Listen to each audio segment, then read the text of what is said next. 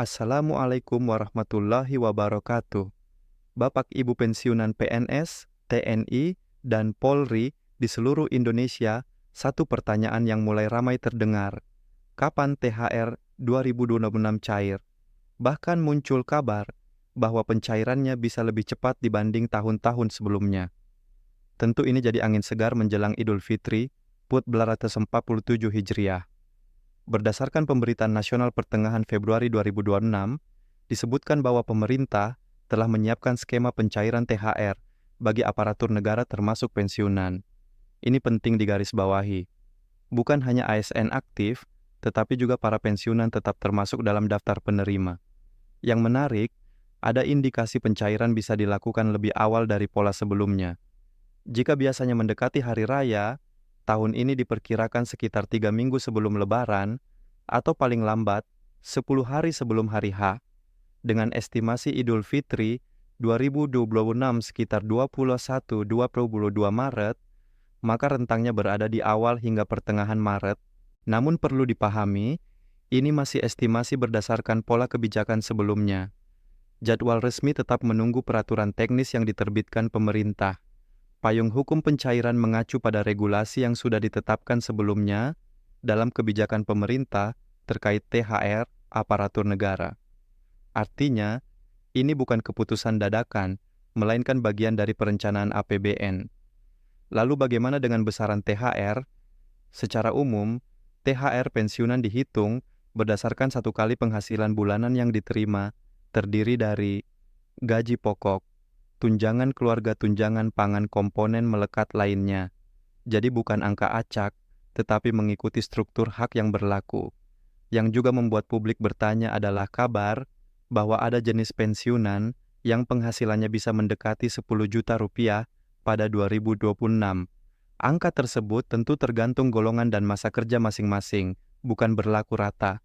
Kesimpulan awal, THR, pensiunan tetap ada. Estimasi cair lebih awal. Anggaran sudah disiapkan.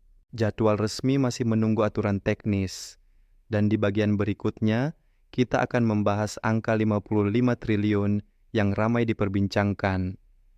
Apakah benar seluruhnya untuk THR dan bagaimana mekanismenya? Jangan berhenti di sini, karena bagian kedua akan membahas soal alokasi anggaran dan apa artinya bagi Bapak Ibu semua. Part 2. Alokasi 55 triliun, siapakah yang mendapat? Angka 55 triliun rupiah menjadi sorotan besar. Pemerintah disebut mengalokasikan dana tersebut untuk pembayaran THR aparatur negara tahun 2026. Tapi, mari kita luruskan satu hal penting. Alokasi anggaran bukan berarti uang langsung masuk rekening. Dalam sistem keuangan negara, ada perbedaan antara alokasi anggaran, perencanaan, pencairan, eksekusi setelah regulasi teknis. Jadi ketika disebut 55 triliun tersedia dalam proyeksi belanja triwulan pertama 2026, itu berarti dana sudah dicadangkan dalam dokumen APBN, namun pencairannya tetap menunggu peraturan pemerintah sebagai dasar hukum teknis. Jumlah 55 triliun ini meningkat dibanding tahun sebelumnya yang sekitar 49,9 triliun. Kenaikan bisa disebabkan oleh penambahan jumlah penerima, penyesuaian komponen penghasilan kebijakan fiskal baru, namun kenaikan total anggaran tidak otomatis berarti kenaikan besar per individu. Detail nominal per orang tetap bergantung pada struktur gaji masing-masing. Satu hal penting, THR dan rapel adalah dua hal berbeda. THR adalah pembayaran rutin tahunan menjelang hari raya. Rapel adalah pembayaran selisih akibat penyesuaian kebijakan sebelumnya. Jadi, jangan sampai ada anggapan bahwa 55 triliun itu dibagi rata untuk THR dan rapel sekaligus. Pos anggarannya bisa berbeda dalam APBN. Pertanyaan berikutnya yang paling sering muncul, apakah rapel tahap pertama akan dicairkan bersamaan dengan THR? Itulah yang akan kita bedah di bagian ketiga, lengkap dengan penjelasan mekanisme verifikasi data. Tetap simak, karena bagian selanjutnya membahas proses pencairan bertahap yang wajib dipahami agar tidak salah persepsi. Part 3, THR versus rapel. Kenapa pencairan bisa bertahap? Sekarang kita masuk ke inti teknis. THR bersifat rutin, rapel bersifat penyesuaian administratif. Keduanya memiliki proses berbeda meskipun bisa saja waktunya berdekatan. Rapel memerlukan verifikasi ketat karena dihitung berdasarkan gaji pokok terakhir pangkat dan golongan masa kerja tunjangan keluarga. Karena itu nominalnya pasti berbeda antar pensiunan. Penyaluran untuk pensiunan ASN dilakukan melalui PT Taspen, sedangkan untuk pensiunan TNI dan Polri melalui PT Asabri. Kedua lembaga ini memiliki sistem verifikasi data yang detail. Kenapa harus bertahap? Karena data jutaan penerima harus diverifikasi satu persatu. Rekening harus aktif, nama harus sesuai status keluarga terkonfirmasi. Tidak ada kesalahan digit. Satu kesalahan kecil bisa menyebabkan dana tertahan. Karena itu, sangat mungkin skenarionya THR cair dulu, rapel menyusul bertahap, atau sebagian pensiunan menerima lebih cepat jika datanya sudah sinkron. Jadi jangan panik jika ada teman menerima lebih dulu. Dalam sistem berbasis data, kecepatan tergantung kelengkapan administrasi masing-masing. Dan di bagian berikutnya, kita akan membahas soal potensi penipuan yang biasanya meningkat saat momen pencairan dana besar seperti ini. Jangan lengah, karena bagian keempat akan membahas cara melindungi hak dan menghindari modus penipuan. Part 4. Waspada penipuan dan kesalahan, informasi. Setiap kali ada kabar pencairan dana besar, modus penipuan biasanya ikut meningkat. Perlu ditegaskan, tidak ada biaya percepatan, tidak ada pungutan administrasi tambahan, tidak ada permintaan OTP resmi. Jika ada yang mengaku dari instansi, lalu meminta PIN OTP transfer, sejumlah uang data rekening lengkap, itu hampir pasti penipuan. Proses resmi berjalan otomatis berdasarkan data yang sudah terdaftar, tidak ada jalur cepat berbayar. Selain itu, jangan mudah percaya broadcast message tanpa sumber jelas. Ikuti hanya kanal resmi kementerian atau lembaga pengelola pensiun. Kesalahan umum lainnya adalah mengambil keputusan finansial sebelum dana benar-benar masuk. Banyak orang sudah membuat komitmen cicilan atau pinjaman berdasarkan asumsi tanggal cair. Ingat, estimasi bukan kepastian. Di bagian terakhir, kita akan merangkum semua pembahasan dan membahas langkah konkret yang bisa Bapak Ibu lakukan mulai sekarang. Karena informasi tanpa persiapan tetap berisiko. Simak bagian penutupnya. Part 5. Ringkasan besar dan langkah aman menjelang Ramadan 2026. Mari kita simpulkan secara jernih dan runtut. Pemerintah telah mengalokasikan 55 triliun untuk THR aparatur negara 2026. Estimasi pencairan sekitar awal hingga pertengahan Maret 2026. Rapel memiliki dasar hukum dan anggaran tersendiri. Pencairan rapel kemungkinan bertahap, nominal berbeda sesuai golongan dan masa kerja. Sekarang langkah konkret yang bisa dilakukan, pastikan rekening penerima pensiun aktif. Periksa data keluarga dan administrasi. Jangan percaya tanggal pasti sebelum regulasi resmi keluar. Hindari memberikan OTP atau data sensitif. Rencanakan keuangan dengan prinsip kehati-hatian. Dari sisi makro, alokasi besar ini menunjukkan komitmen pemerintah menjaga daya beli aparatur dan pensiunan menjelang Ramadan. Namun komitmen fiskal tetap harus mengikuti prosedur hukum dan verifikasi administratif. Jadi, sikap terbaik saat ini adalah tenang, siap administrasi, tunggu regulasi resmi. Jika nanti ada pengumuman teknis terbaru mengenai tanggal pasti atau mekanisme pencairan tahap pertama, itu yang akan menjadi penentu final. Dan pertanyaannya sekarang, apakah regulasi teknis akan terbit tepat waktu sebelum Ramadan? Apakah ada kemungkinan skema percepatan seperti yang dirumorkan? Itu yang akan kita kupas dalam update berikutnya jika sudah ada pengumuman resmi. Tetap pantau informasi resmi, jaga data pribadi, dan jangan biarkan rumor membuat keputusan finansial Anda tergesa-gesa. Wassalamualaikum warahmatullahi wabarakatuh. Sources: Baik, berikut part 5, versi lanjutan dan lebih diperdalam, plus selama 50 kata, tetap news style, dengan rehook kuat di akhir. Part 5, skenario realistis, pencairan dan strategi aman, menghadapi THR dan rapel, 2022.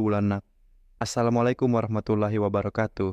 Bapak Ibu pensiunan yang kami hormati, setelah kita membahas alokasi anggaran, estimasi waktu, perbedaan THR dan rapel, hingga risiko penipuan, sekarang kita masuk pada bagian yang paling penting.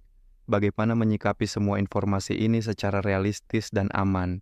Pertama, mari kita pahami gambaran besar dulu. Pemerintah sudah mencantumkan anggaran sekitar 55 triliun rupiah dalam proyeksi belanja awal 2026 untuk kebutuhan THR aparatur negara, termasuk pensiunan N3. Itu menunjukkan kesiapan fiskal, namun kesiapan anggaran bukan berarti pencairan instan. Dalam sistem keuangan negara, pencairan tetap membutuhkan regulasi teknis berupa peraturan pemerintah atau aturan turunan lainnya. Artinya, ada tahapan, alokasi anggaran, penetapan regulasi teknis verifikasi data penerima eksekusi pencairan. Nah, disinilah sering terjadi kesalahpahaman. Banyak yang mengira begitu. Angka anggaran diumumkan, maka dana langsung masuk rekening. Padahal, tahapan administratif tetap berjalan sesuai prosedur. Sekarang mari kita lihat 3 skenario realistis yang mungkin terjadi menjelang Ramadan 2026. Skenario pertama, THR cair lebih dulu sesuai jadwal resmi sekitar 10 hari kerja sebelum Idul Fitri. Sementara rapel menyusul bertahap setelah proses verifikasi selesai. Ini skenario paling masuk akal melihat pola tahun-tahun sebelumnya. Skenario kedua, sebagian pensiunan menerima rapel lebih cepat karena datanya sudah sinkron dan tidak ada kendala administratif. Sementara, sebagian lainnya menerima beberapa hari atau minggu setelahnya. Dalam sistem berbasis data, kelengkapan administrasi sangat menentukan kecepatan pencairan. Skenario ketiga, ada penyesuaian jadwal akibat faktor teknis, seperti revisi regulasi atau penyesuaian sistem. Ini jarang terjadi, tetapi tetap mungkin dalam birokrasi berskala nasional. Karena itu, penting bagi Bapak Ibu untuk tidak membandingkan diri dengan orang lain. Jika ada teman yang menerima lebih dulu, bukan berarti terjadi ketidakadilan. Bisa jadi datanya sudah lebih dulu tervalidasi. Sekarang masuk ke strategi aman. Pastikan rekening penerima pensiun aktif dan tidak bermasalah. Jika pernah mengganti rekening, pastikan sudah tercatat resmi. Cek kesesuaian data keluarga, karena tunjangan keluarga memengaruhi perhitungan. Simpan dokumen penting sebagai cadangan jika perlu klarifikasi. Dan yang paling penting, jangan membuat keputusan finansial besar sebelum dana benar-benar masuk rekening. Banyak kasus di mana orang sudah mengambil pinjaman atau membuat komitmen cicilan berdasarkan asumsi tanggal cair. Jika ternyata pencairan mundur beberapa hari saja, dampaknya bisa berat. Ingat, estimasi adalah gambaran. Kepastian hanya datang dari regulasi resmi. Satu hal lagi yang perlu ditegaskan, tidak ada biaya percepatan pencairan. Tidak ada jalur khusus berbayar. Jika ada pihak yang mengaku bisa memprioritaskan dana dengan imbalan tertentu, itu hampir pasti modus penipuan. Proses resmi berjalan, otomatis melalui lembaga pengelola pensiun, seperti PT Taspen dan PT Asabri, sesuai data yang sudah terdaftar N3. Tidak ada mekanisme manual yang bisa dipercepat dengan uang. Sekarang mari kita lihat dari sudut pandang yang lebih luas. Kebijakan THR dan rapel bukan sekadar tambahan dana. Ini bagian dari upaya menjaga daya beli dan stabilitas ekonomi menjelang Ramadan. Dana yang diterima pensiunan akan kembali berputar di masyarakat melalui konsumsi rumah tangga, belanja kebutuhan pokok, dan aktivitas ekonomi lainnya. Artinya, kebijakan ini juga berdampak pada ekonomi nasional. Namun tetap, semua itu harus berjalan dalam koridor hukum dan administrasi yang benar. Jadi kesimpulan akhirnya sederhana, tapi penting. Anggaran sudah disiapkan. Hak sudah diakui, proses sedang berjalan, verifikasi tetap diperlukan. Yang bisa Bapak Ibu lakukan sekarang adalah memastikan kesiapan administrasi dan menjaga ketenangan. Dan sekarang pertanyaan terakhir, apakah regulasi teknis akan benar-benar terbit sesuai estimasi waktu sebelum Ramadan? Apakah ada kemungkinan percepatan seperti yang ramai dibicarakan? Itulah yang akan menjadi fokus pembahasan berikutnya jika sudah ada pengumuman resmi terbaru. Tetap pantau informasi dari sumber resmi.